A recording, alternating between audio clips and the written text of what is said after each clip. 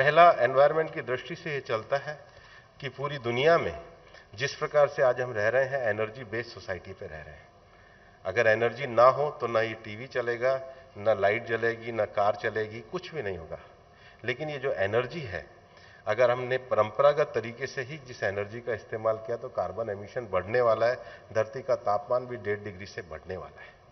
और इसलिए भारत दुनिया के उन चुनिंदा देशों में है जिन्होंने 2015 में पेरिस में दुनिया के सामने जो अपने राष्ट्रीय लक्ष्य घोषित किए, उसको समय से 9 साल पहले पूरा करने का काम किया है। तो भारत ने प्रधानमंत्री नरेंद्र मोदी जी के नेतृत्व में किया है।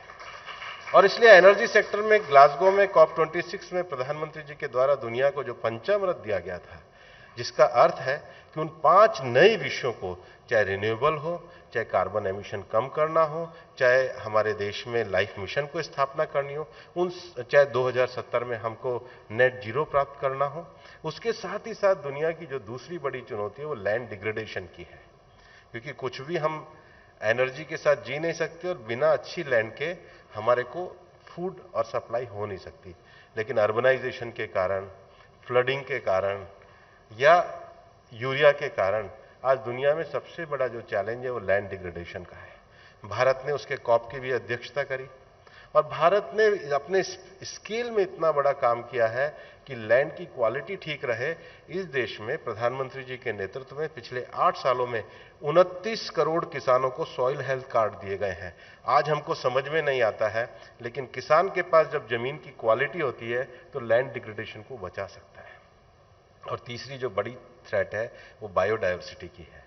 हम अपने डेली के फूड से लेकर, एनर्जी से लेकर, कॉस्मेटिक से लेकर, ऑयल से लेकर सब चीजों के लिए बायोडायवर्सिटी पे डिपेंड है। और इसलिए भारत एक ऐसा देश है जिसने दुनिया में अपने इकोलॉजिकल बैलेंस को बना के रखा है।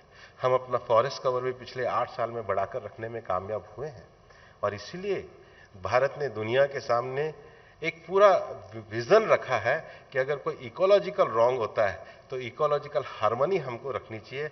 यही कारण है कि प्रधानमंत्री जी ने जो चीता का इंट्रोडक्शन किया, उस इकोलॉजिकल हार्मनी को बनाने के लिए किया, जो दुनिया में भारत ने एक नजीर के रूप में पेश किया है।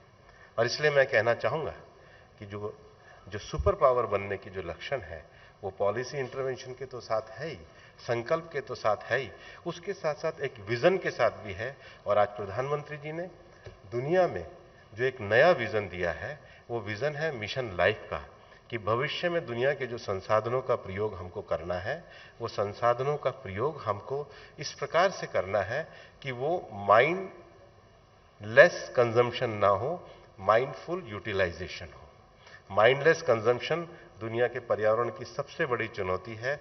माइंडफुल यूटिलाइजेशन ये भारत की जीवन पद्धति है और इसको दुनिया में जिसने दिया है, प्रधानमंत्री नरेंद्र मोदी जी ने लाइफ मिशन में दिया है। ये लाइफ मिशन भी कामयाब होगा, दुनिया भी कामयाब होगी और भारत के सुपर पावर बनने का संकल्प भी कामयाब होगा।